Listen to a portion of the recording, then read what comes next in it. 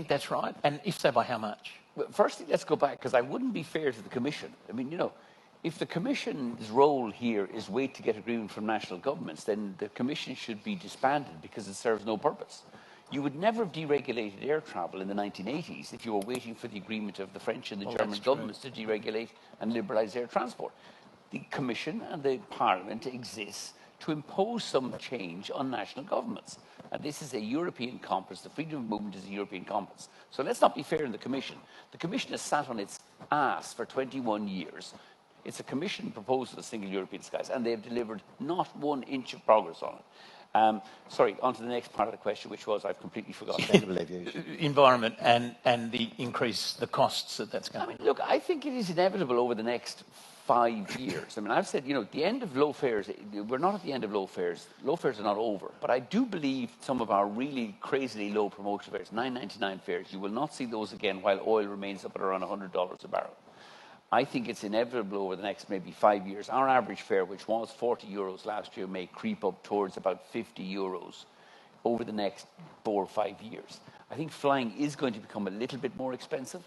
But, and some of that will be as oil prices fall, I think environmental taxes will rise. We support environmental taxes.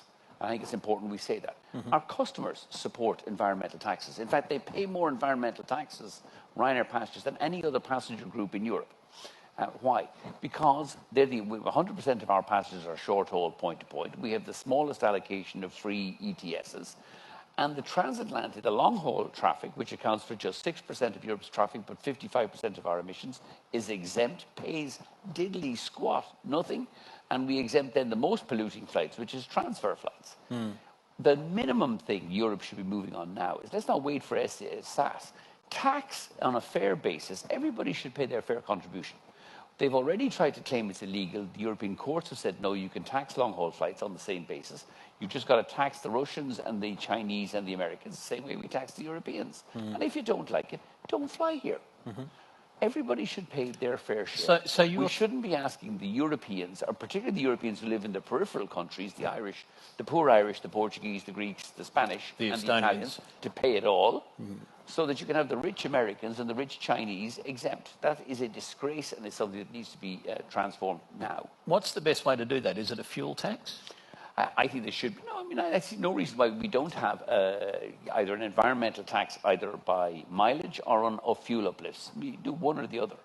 I mean, every time, and I love Carsten and Lufthansa dearly, but he keeps going on about leakage, carbon leakage, like it was the end of civilization as we know it, because somebody might move through Istanbul instead of through Frankfurt. You tax if you're going through Istanbul, you should pay your ETS as well.